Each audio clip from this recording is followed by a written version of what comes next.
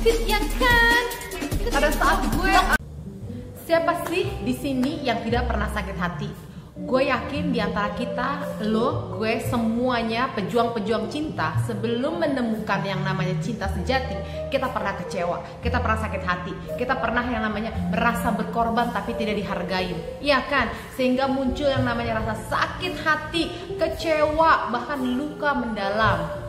Tuh, itu hati-hati buat kalian semua ya. Di sini gue mau ngajarin sama kalian semua bagaimana caranya membalas dendam dengan cara yang elegan. Tapi balas dendamnya bukan cara jampi-jampiin dia, mati-matiin dia, nggak kayak gitu. Itu tidak elegan cara kayak begitu. Dosa. Yang gue ajarin sama kalian juga bukan cara-cara yang berdosa atau melanggar namanya hukum-hukum agama. Oh tidak. Bagaimana cara menampar dia, membuat dia menangis termehek-mehek ya kan, tanpa harus pakai dukun-dukunan, pakai pukul-pukulan, tidak perlu, iya kan? Pasti gue yakin kalian semuanya udah pernah namanya sakit hati.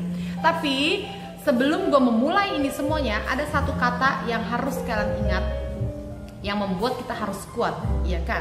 Satu kata, petarung yang hebat tidak akan pernah menunjukkan kesakitannya di depan musuhnya, di depan orang lain. Itu adalah petarung yang hebat.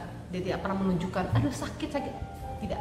Jadi anggap aja kita ini adalah seorang petarung. Petarung untuk masa depan, petarung untuk mencari jodoh, petarung menjadi seorang ibu, seorang ayah, seorang sahabat. Kita adalah petarung, bener kan?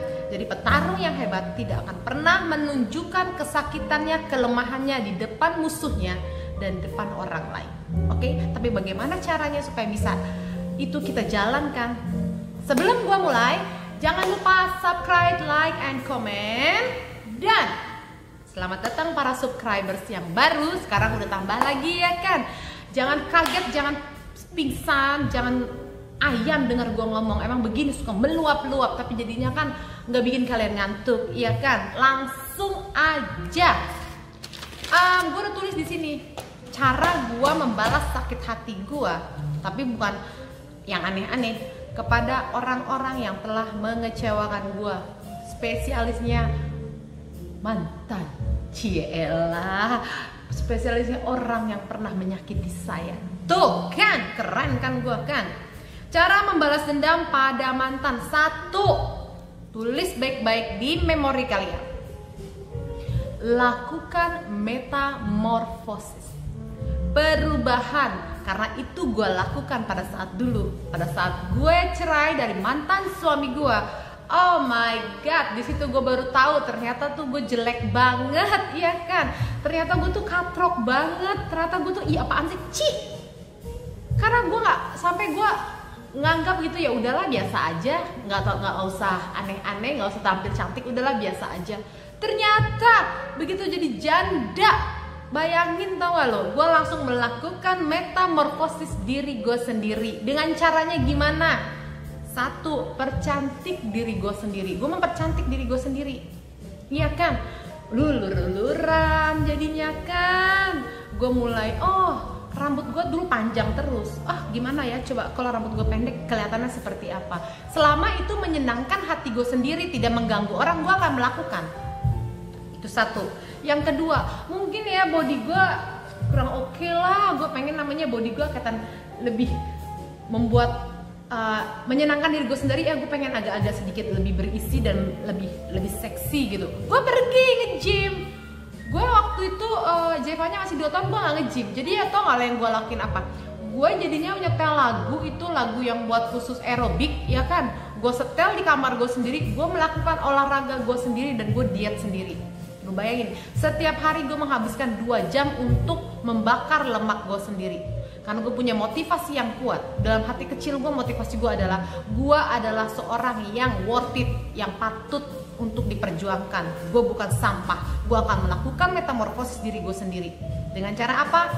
Gue mempercantik diri gue. Gue nggak usah lo namanya bayar juga nggak apa-apa. Tapi gue gue olahraga, ya gue lihat itu di YouTube 1, 2, 1, 2, 1 ya. Kencangkan, lepaskan kayak gitu. Mungkin kalian mau pergi nge-gym pakai personal trainer, terserah. mau berenang kayak terserah. Kalian harus membuat perubahan dari diri kalian sendiri. Kalau kan gue udah bilang, kalau kalian cantik, kalau lu orang pada ganteng, iya kan, lu merawat diri lu, otomatis rasa sakit hati lu pernah disakitin orang dengan niat diri lu, perubahan lu, diri lu bagus, lu akan bahagia pelan-pelan. Oh iya ya, ternyata memang gue ini ya nggak seburuk yang mereka pikirkan. Jadi musuh utamanya manusia adalah satu, bukannya orang lain, bukannya iblis, bukannya siapa-siapa. Musuh utama manusia adalah dirinya sendiri. Kalau dirinya sendiri, kalau diri gue sendiri bilang, lu tuh gak worth it Intan, lu tuh jelek, lu tuh bego, lu tolol, mau psikolog paling hebat di dunia aja nasehatin gue, tidak akan masuk. Sampai gue harus berdamai sama diri gue sendiri, bilang, Intan, you are worth it, lu orang yang berguna, lu orang yang bermanfaat. Gue harus mengeluarkan sisi positif gue, berdamai sama kemarahan gue sendiri, baru gue bisa menjadi orang yang bisa menyayangi diri gue sendiri dan stop menyalahkan diri gue sendiri. Itu yang gue lakukan. Karena kan kasusnya gue kan, namanya perceraian kan menyakitkan kan, apalagi udah 2 tahun pacaran kan, 6 tahun nikah kan, itu kan bukan waktu yang sebentar ya kan. Namanya kita punya impian, punya masa depan, punya mimpi, hilang begitu saja. Itu butuh waktu untuk move on. Dan gimana caranya ya? Itu gue bilang, gue percantik diri gue melakukan metamorfosis diri gue merasa kalau gue kurusan gue cantik, gue melakukan diet, gue olahraga 2 jam setiap hari, itu 1 jam pagi, 1 jam itu malam sebelum tidur, gue ngelakuin aerobik, dan itu gue setel di kamar gue sendiri, gue setel yang gede-gede. Dan yang ketiga, manjakan diri sendiri, ya kan? Kan lo sendiri yang pada tahu bagaimana caranya menyenangkan hati lo. Buat gue pribadi ya, gue mempercantik diri gue melakukan diet supaya gue kelihatan badan gue lebih menarik, manjakan diri gue. Gue mau beli baju, dengan beli baju ini gue ngerasa gue lebih percaya diri. Gue mau sekali-sekali ya pergi perawatan yang namanya 1 hari tidak diganggu. Gue mau manjakan diri gue sendiri. Gue pengen ini, gue pengen itu. Jadi gue bisa berdamai sama diri gue. Gue melakukan apa yang gue suka. Kunci utama untuk melawan musuh-musuhnya lu, saat lu dikecewakan, lu harus mampu mengkontrol emosi lu sendiri dan berdamai sama diri lu sendiri. Kalau lu terpuruk dengan rasa sedih, lu merasa gara-gara gue begini, gue kurang ini, gue kurang itu, sampai mati lu jadi depresi, yang ada lu gila karena lu menyalahkan diri lu sendiri. Lu harus berdamai, lu harus tuh yang namanya fight sama musuh lu sendiri. Kalau orang lain misalnya ngomongin kita gitu ya kan, lu orang lain si Intan tuh kayak begini, lu masih bisa hempaskan. Bodoh amat omongan orang, mau gue pikirin siapa lu, kan gitu kan. Tapi kalau udah diri sendiri yang ngomong, Intan lu tuh gak worth it, Intan lu tuh bego, Intan lu tuh jelek, Intan, itu susah guys, susah banget. Karena yang udah ngomong itu adalah sisi dari diri lu sendiri. Bagaimana caranya untuk menghempaskan sisi buruk dari diri lu sendiri? Berdamai ya, lu memanjakan diri sendiri, lu melakukan hal yang lu suka, tapi positif ya. Jangan melakukan hal lu suka mentang-mentang ada yang nawarin lu pakai narkoba aja, terus lu pakai narkoba. Itu alasan lu, katanya ini alasan gue karena gue bisa senang dengan narkoba ini. Itu namanya lu tolol. Lu hancurkan diri lu sendiri pakai narkoba hanya untuk kesenangan semata.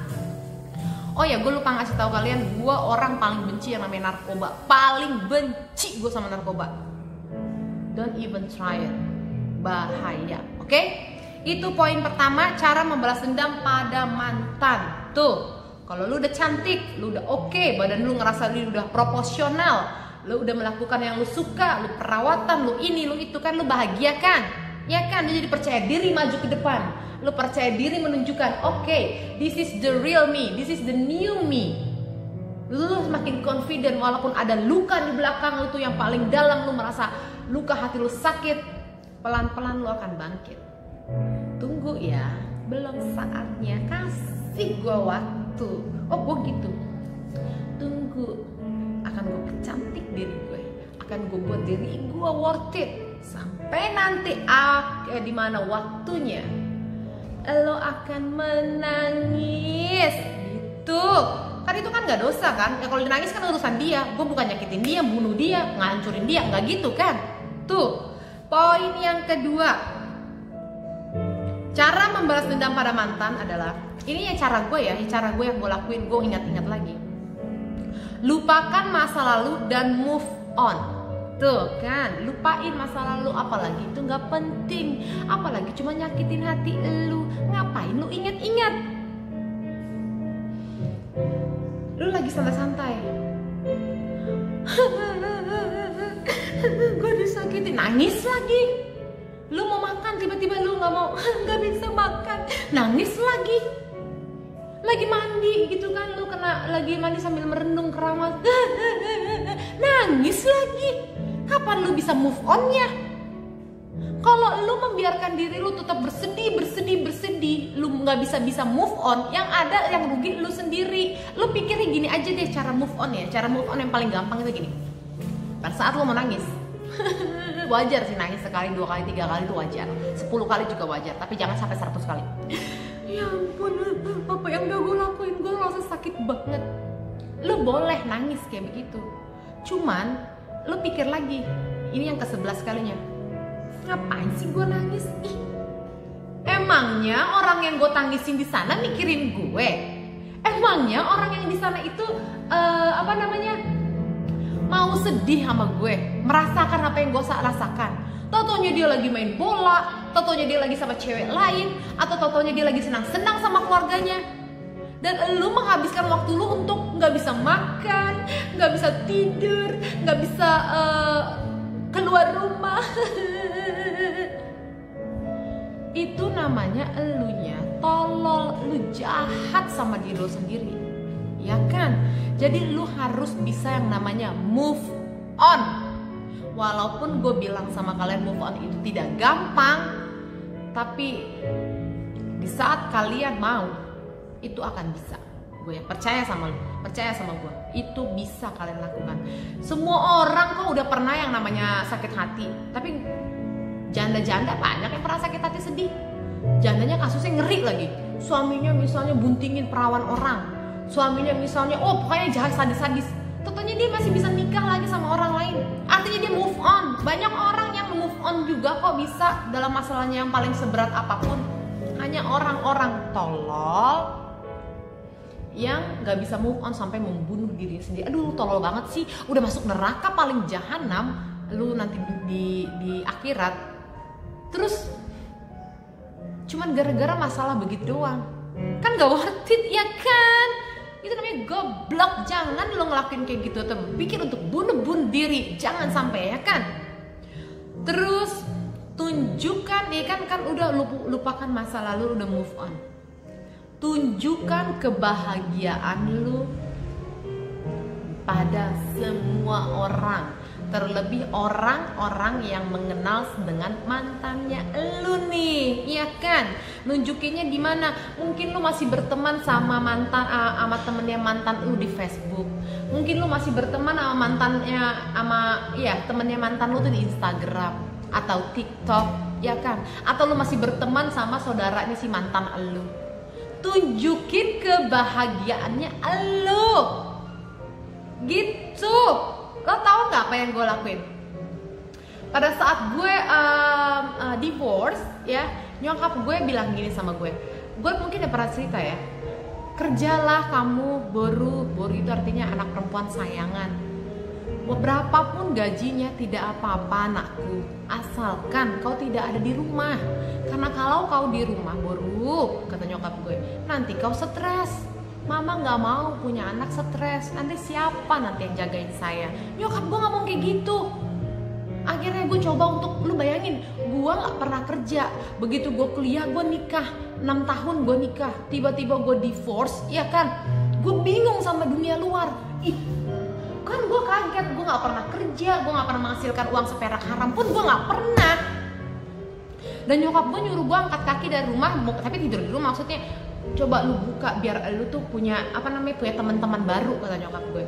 Pertama kali pekerjaan gue adalah seorang marketing BCA di bank BCA. Gajinya itu cuma 500.000 satu bulan, lumayan kecil banget kan. Dan nyokap gue ngasih ongkos gue 100.000 satu hari plus bensin.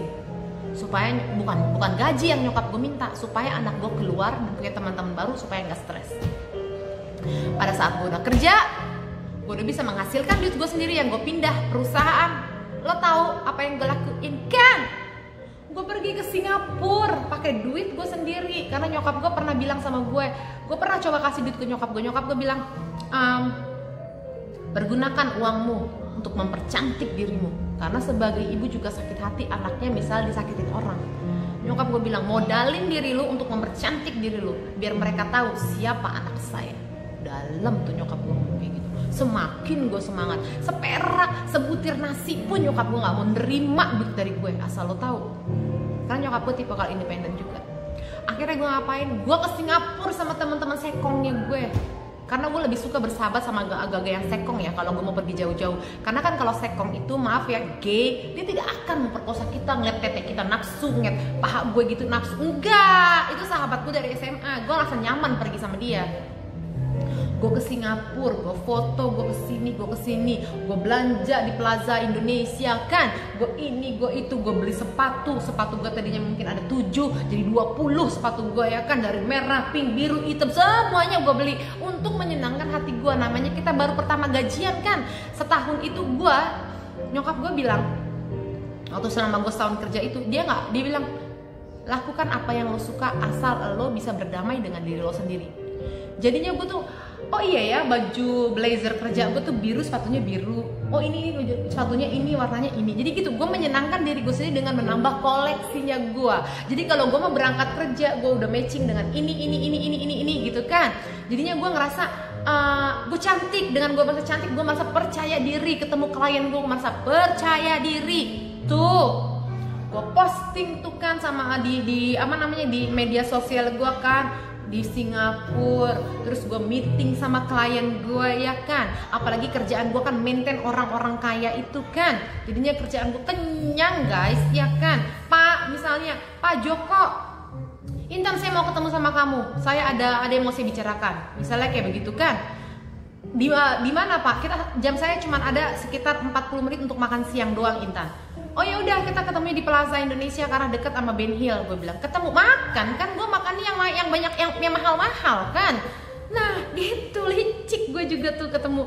Nah kak, investor gue tuh orang kaya kan, nggak mau makan di kaki lima kan. Jadi mereka makan tuh, lu bayangin, gue setiap gue meeting sama investor gue selalu ngajak tim gue tuh 2 orang itu. Makannya juga nggak kira-kira, yang bertiga sekali makan 1 juta tuh kan, gitu. Akhirnya gue makan. Jadi gue selalu kadang mempergunakan itu untuk aku pengen coba makanan ini ya, gue pengen coba makanan ini ya, gitu. Tapi kan emang bos-bos kan maunya makannya kan tempatnya yang mahal-mahal kan, nggak mau tempat yang aneh-aneh kan, gitu. Gue posting tuh semuanya. Gue setiap abis gajian tuh ya kan, abis gajian gue ke toy store. Zemanya, lu beli apa yang lo mau. Tuh tiap bulan Jivanya punya mainan baru, tau gak lo? Gue mau menyenangkan hati gue sendiri, menyenangkan hati anak gue. Terlebih gue dibantu sama nyokap gue, tidak minta duit ya. Dia kan independen, dia punya toko sendiri, punya duit, banyakan dia duit daripada gue, gitu kan. Jadi gue menyenangkan diri gue sendiri. Gue mau menunjukkan, karena kebetulan saat itu adalah dimana mantan kakak ipar gue tuh masih di situ. Teman-temannya mantan laki gue juga masih di situ. Gue tunjukin lah, anak gue tuh gue tuh gitu. Seakan-akan kayak tidak apa-apa, tidak ada masalah di saat lu disakitin, lu berpisah. Lu jangan lu nunjukin kayak ya udah, gue tuh biasa aja, kayak ya santai aja guys, gue tuh bahagia aja. Itu akan masuk itu gosip itu ke kuping mantan pacar lu atau mantan suami lu. Gila ya, si Intan itu ya udah cerai sama lu, kok jadi cakep sih dia, jadi tambah cakep dia jadi main ke luar negeri, dia anaknya cakep banget sekarang.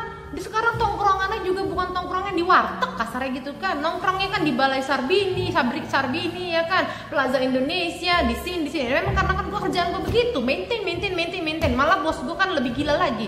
Intan, lu pergi ke golf, lu daftarin dia perusahaan yang bayar, lu belajar main golf.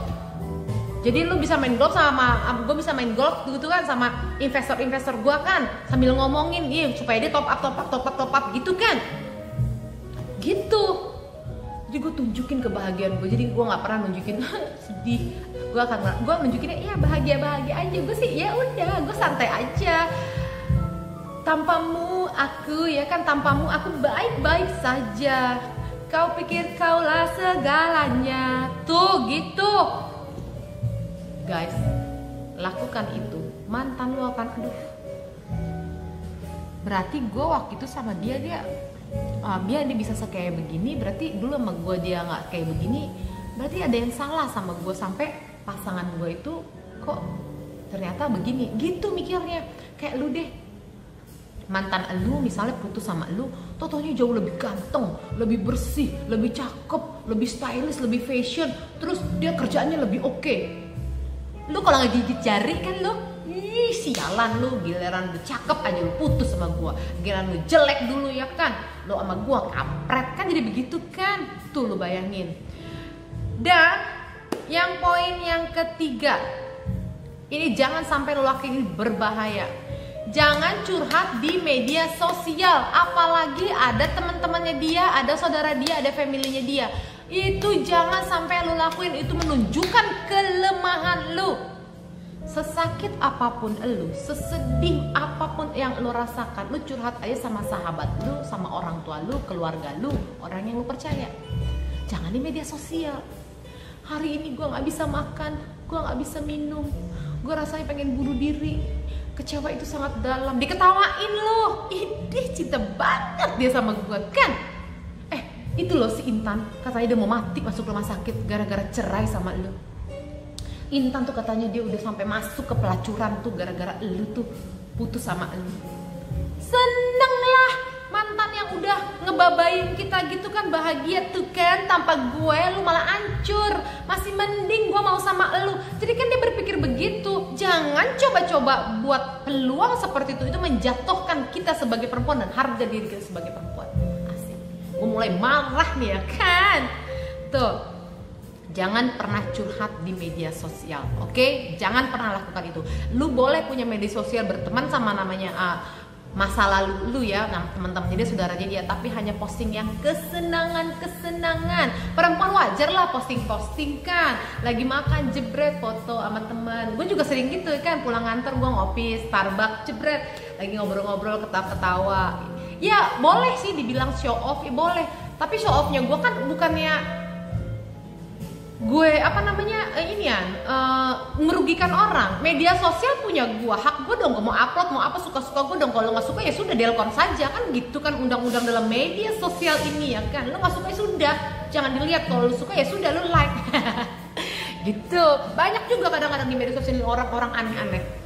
Ngeliat orang bahagia sirik, ngeliat orang naik haji sirik, umroh sirik, dia nikah sirik, punya gebetan sirik, apa sirik. Bunuh aja diri lo sendiri kalau lo selalu sirik ingat kebahagiaan orang. Aneh, gue juga kayak begitu.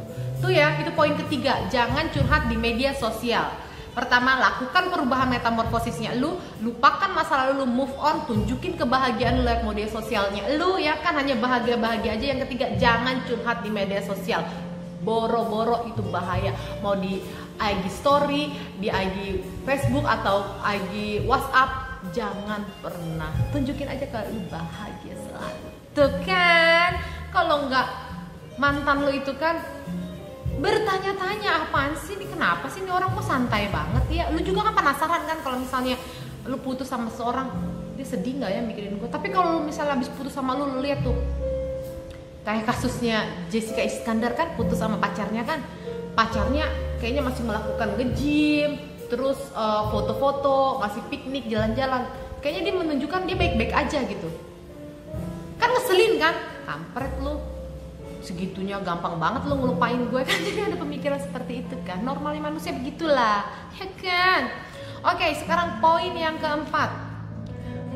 Kerja makin rajin biar dapat prestasi dan bergaulah buka diri pada orang lain. Guys, itu bener banget. Di saat lu sudah sakit hati, lu jangan malah gak mau kerja, gue jadinya kehilangan semangat. Salah. Gunakan rasa sakit lu itu, rasa kecewa itu menjadi satu power, dimana rasa sakit ini sakit sakit banget, pokoknya membesar. Tapi itu jangan sampai malah menyerang otak lo, hancur. Jadi lu membuat itu menjadi, lu switch, lu puter tuh rasa sakit itu menjadi suatu motivasinya lu. Oke ya, lu buang gua kayak begini, itu kan sakit hati ya. Lu hancurin masa depan gua, impian gua, akan gua buktikan siapa gua melakukan itu. Jadi rasa sakit hati gua, sedih gua, kecewa gua, amarah gua punyanya gede banget guys, gede banget. Cuman itu gua pergunakan rasa sakit itu bukan untuk membuat gue semakin terpuruk, semakin sakit, semakin depresi. Oh tidak, gue puter rasa sakit hati itu menjadi suatu power buat gue untuk menunjukkan siapa gue sesungguhnya. Gue lakukan itu. Gue kerja, gue mendengarkan orang tua gue ngomong, kerja, percantik diri lu. Gue dengerin sama nyokap gue ngomong, supaya lu bisa membahagiakan diri lu. Tuh, lu kerja, berprestasi yang bagus, sampai nanti lu bisa menunjukkan, ya ampun ternyata ini ya kayak mantan mulu ya kan. Maksudnya mungkin keluarga mantan gue juga kaget, namanya gue nggak pernah kerja kan, ngeliat gue kerja sampai gue kerjanya sampai yang lumayan keren kan, membuat mereka kan berpikir, nggak nyangka ya ternyata bisa kayak gitu ya. Come on, kita orang yang pernah disakitin itu rata-rata ya, kalau gue sih nyebutnya the power of janda ya. Cewek istri disakitin, ini rata-rata, lu coba lu puter-puter lagi, lu ingat-ingat lagi. Rata-rata perempuan yang udah disakitin dan jadi janda, lu lihat metamorfosisnya, jadi cakep. Entah kenapa mereka jadi cantik. Mungkin rasa sakit hati itu yang membuat mereka pengen berubah, karena itu yang gue lakuin. Oke, paham kan maksud gue? Gue mau melakukan semuanya untuk menyenangkan hati gue, untuk membuat pasangan mantan yang pernah singgah di hati gue itu ngerasa nggak balas dendam deh, paling tidak menyesal. Nyesel kan lo? Nyesel kan? Gue bilang juga apa kan? Jadi sombong kan? Sombongnya jangan banyak-banyak, dosa, sungguh dosa. Oke, itu yang gue bilang. Dengan lu bekerja, dengan lu punya prestasi, dengan lu mau bekerja lagi, kalau perlu pindah pekerjaan, kalau misalnya satu kantor sama itu mantan, lu pindah kerjaan. Dengan positifnya lu pindah kerjaan, atau lu misalnya mau masuk, jadi lu jadinya mau bekerja, tadinya lu nggak pernah kerja kayak gue, lu akan membuka peluang di mana lu melihat dunia baru, orang-orang baru, jadi lu tambah temen, lu jadi tambah jadi semakin tahu informasi yang tadinya kayak gue orang rumahan nggak tahu apa-apa, jadi gue tahu. Siapa tahu jodoh lu itu ternyata ada teman kantor lu, iya kan? Karena selama ini kan lu nggak pernah ketemu sama mereka, lu ketemu orang baru, nyaman bisa dipacaran kan? Itu guys, ya. Jadi gue bilangin sama kalian, poin yang keempat, tunjukkan prestasi lo. Lo kerja, yang tadinya kekerja jadi lo kerja, yang tadinya lo menutup diri, jadinya lu punya teman-teman baru, ya kan? Kerjanya apa aja, nggak mesti kerjanya harus di kantoran, ya nggak mesti lah. Kalau misalnya kerjanya gue jagonya cuma masak, ya lu buka dong. Sekarang lu lihat deh, lu baca tuh di internet, sekarang banyak pembisnis sukses lahir dari para kaum muda. Makanya kan ada Tokopedia, ada ini, semuanya kan anak-anak muda. Kafe ini, kafe itu anak-anak muda, karena mereka sudah satu step lebih maju. Karena kalau dulu berpikir kan pedagang palingan emak-emak lah, bapak-bapak. Sekarang pedagang lo lihat kan, kafe ini, kafe itu, banyak kan anak muda yang bikin kan. Kalau memang lo nggak bisa kerja di kantor, ya lo bisa, gue sukanya masak, gimana caranya nih gue bisa bikin usaha gue maju. Oh mungkin gue buka catering atau cafe. Oh gue misalnya nggak suka bisa masak, gue buka apa ya, laundry, dari satu kantor jadi 50 kantor, ya kan? Gue nggak bisa nggak bisa berlaundry juga, gue nggak bisa masak juga. Gue sukanya bidang kecantikan, gue jadi suka makeup artis gitu. Selalu ada peluang, selalu ada jalan. Di mana ada kemauan, di situ ada jalan. Hanya orang-orang bodoh yang tidak pernah mengetahui di mana talenta dia, karena dia tidak mau mencoba, dia malas. Tuh, marah lagi kan gue kan, marah mulu gue. Dan poin yang kelima, stop kepoin doi lewat temen-temennya doi, lewat media sosial teman-temannya dia, lu stop kepo-kepoin. Karena itu akan membuat lu merasa sakit hati. Yang lebih parahnya lagi, ternyata mantannya lu itu putus sama lu bahagia. Terus lu kepoin kalau lu masih lu kepoin teman-temannya, lu masih pengen cari tahu, totonya lu cari gebetan lagi. Parahnya lagi, lu masih cinta. Apa nggak pengen bunuh diri lu ngelihat dia bahagia?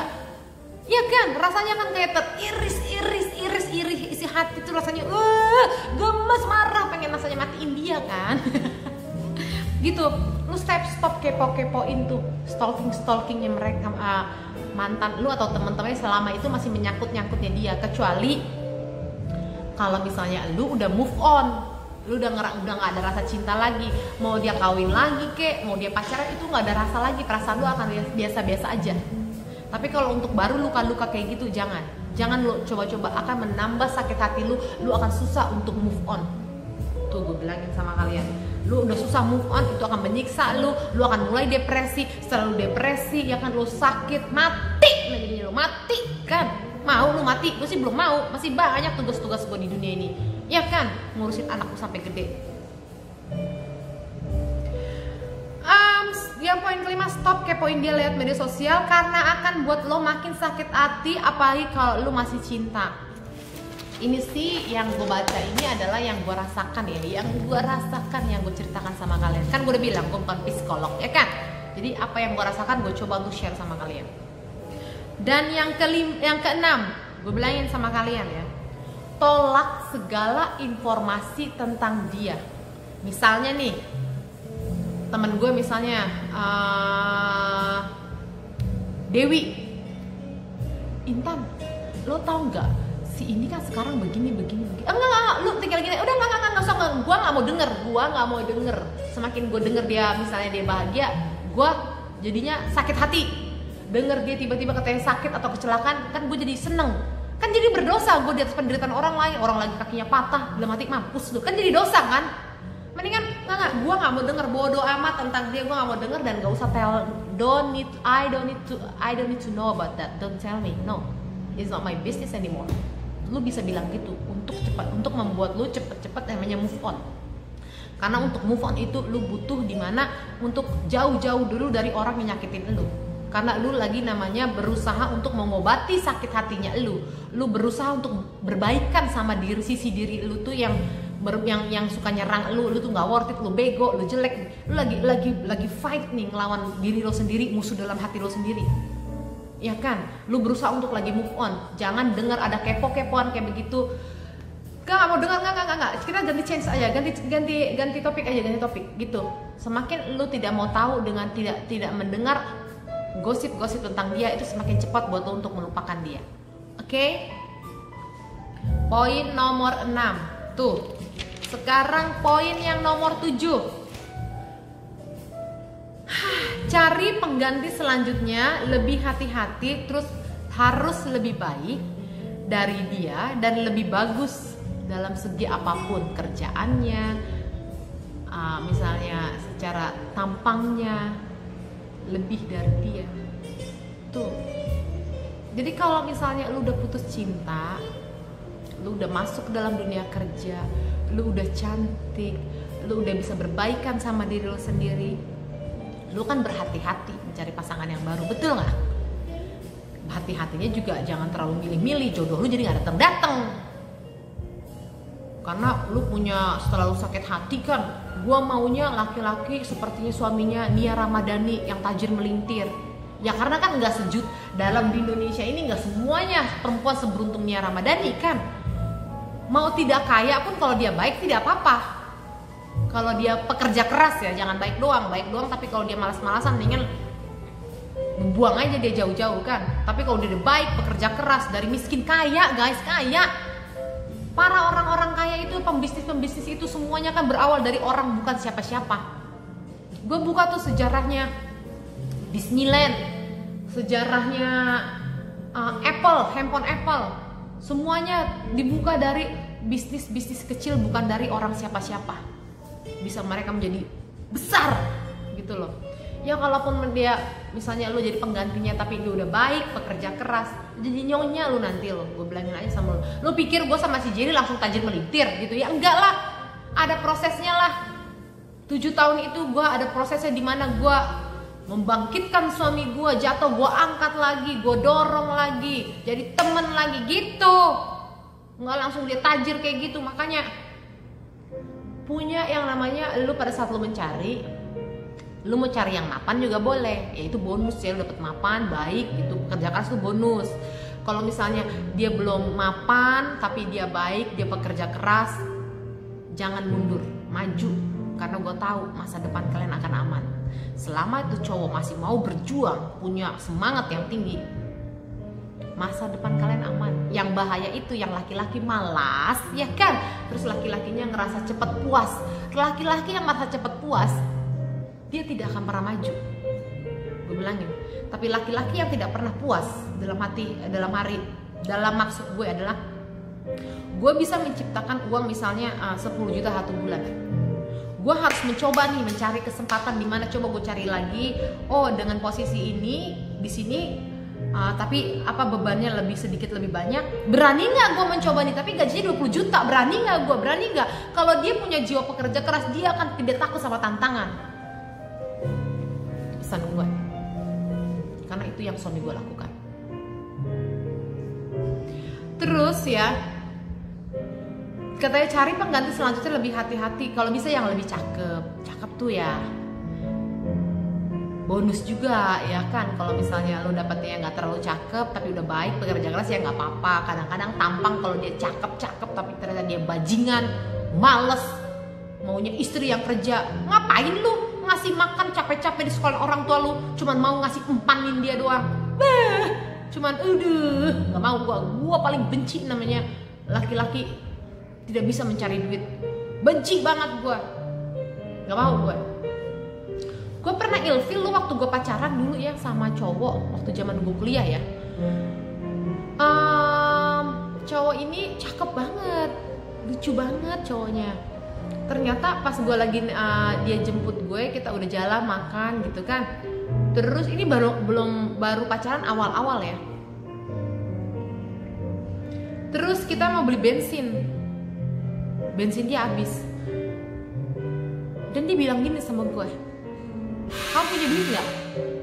Aku mau beli bensin nih. Itu baru pacaran. Lo tau apa yang gue lakuin? Gue iya gue kasih, ya udah nggak apa-apa. Besoknya gue blok, gue putusin, nggak mau gue. Anjrit lo, baru pacaran awal-awal kan, ya ampun, lo langsung namanya punya duit nggak buat beli bensin? Jijik banget, jijik gue putusin, nggak mau gue. Padahal bensin itu cuma 5.000 ya. Caranya nggak kayak gitu. Gue akan boros-borosnya. Tapi kalau gue udah cinta mati asal ngepet. Kalau masih baru-baru kayak begini, lu berani minta-minta duit sama gue, amit. Pernah gue mutusin cowok kayak gitu guys.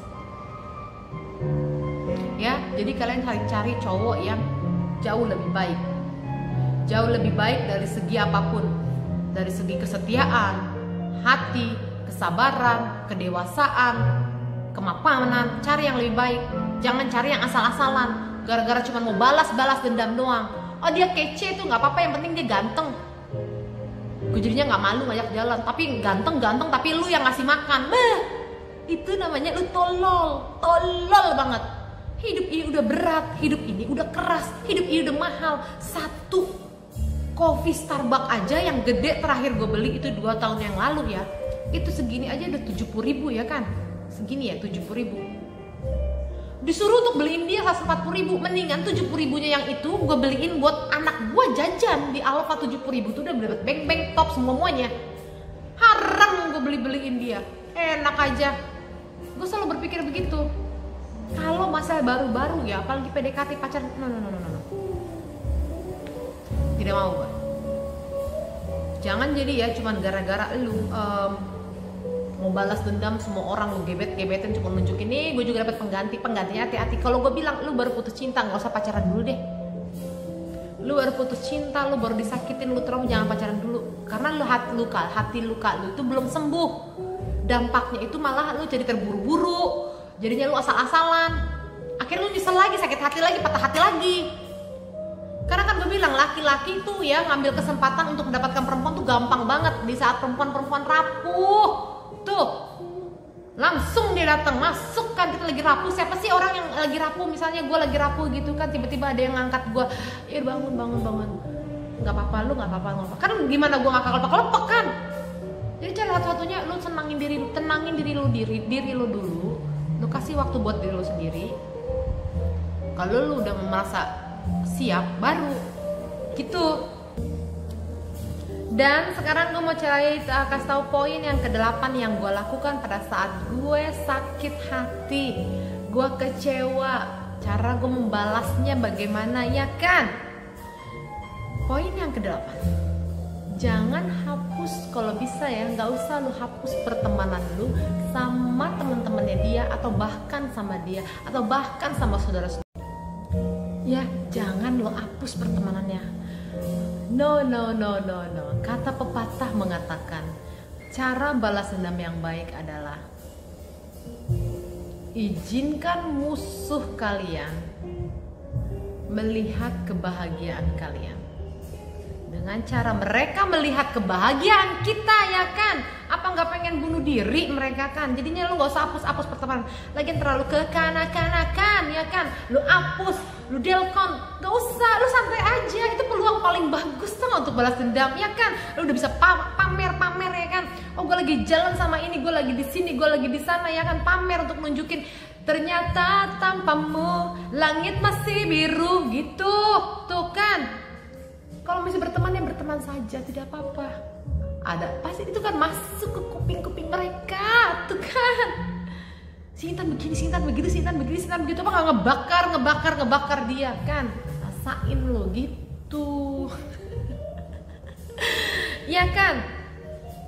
Terus poin yang ke-9, gue mau kasih tahu sama kalian. Ini penting banget ya. Setelah lu melakukan metamorfosis diri lo sendiri, lu merasa lu membahagiakan diri lo sendiri, lu mulai bekerja mencapai prestasi lo sendiri, ya kan? Lu membuka diri lo semua pada orang lain. Walaupun luka itu masih ada, kan nggak segampang ngomong aja melupakan kan? Karena kan melupakan itu hal paling sulit, apalagi udah terluka, nempel rasanya di hati, di pikiran, di memori itu nempel rasanya kan? Ingat satu hal, masih banyak ada yang sayang sama lu. Itu jadi pemikiran lu gini ya, dia udah nyakitin gue, oh iya ya, nyokap gue sayang sama gue, Zehlanya sayang sama gue, sahabat-sahabat gue, di belakang udah kayak security kan, bodyguard, siap mendengarkan cerita-cerita gue, siap menopang gue, siap mendengarkan tangisan gue, menghapus air mata gue. Kenapa? Gara-gara satu orang itu doang gue jadinya hancur lebur? Enggak worth it. Ingat satu hal, di saat lu merasa dibuang, disakitin, lu merasa dihempaskan, merasa tidak berharga, hati lu berkeping-keping, lu sakit hati, lu pengen balas dendam, itu menghancurkan diri lo sendiri.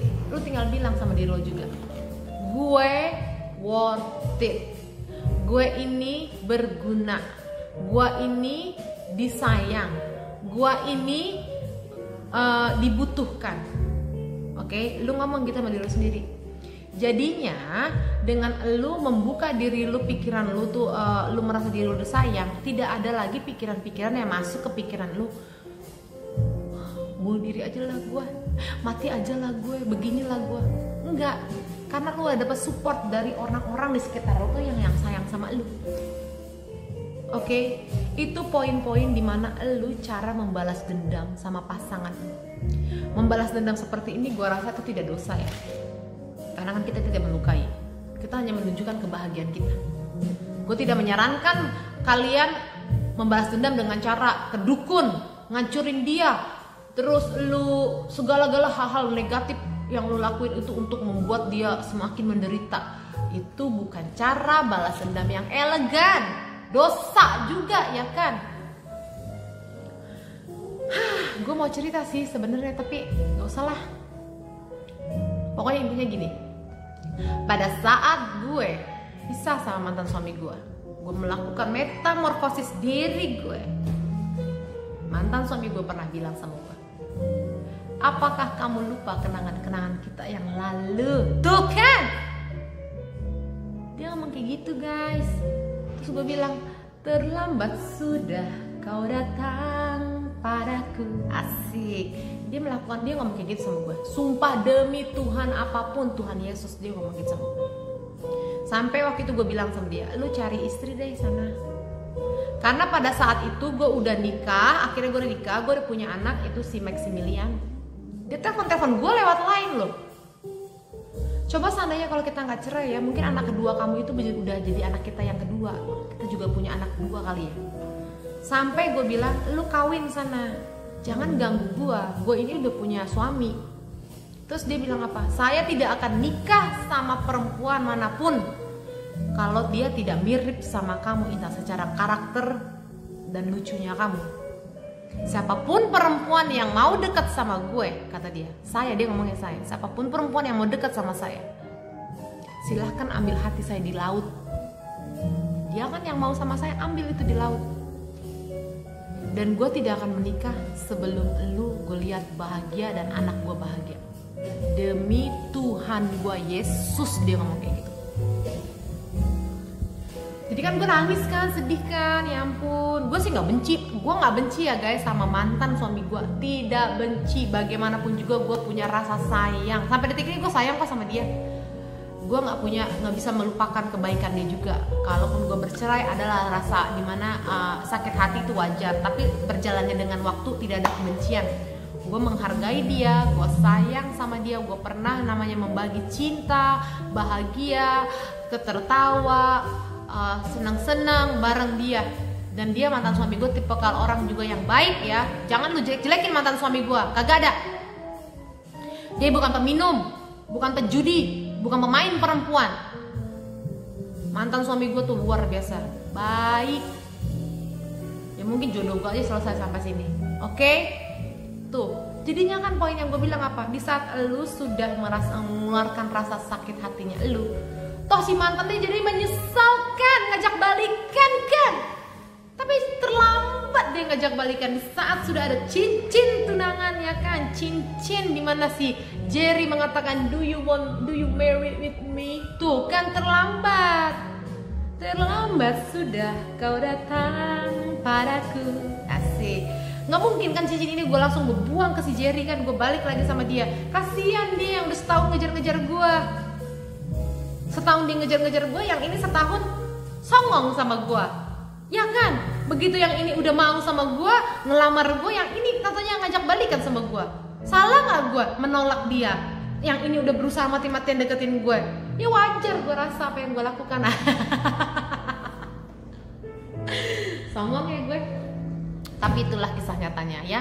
Cara membalas dendam dengan baik dan benar tanpa ada dukun-dukunan. Lakukan apa yang gue lakukan. Kalian akan tetap kelihatan elegan. Kalian akan tetap berkelas. Kalian akan tetap bisa menunjukkan kekuatan kita. Kekuatan bukan berarti tenaga power gitu. Kekuatan menunjukkan gue adalah seorang berlian.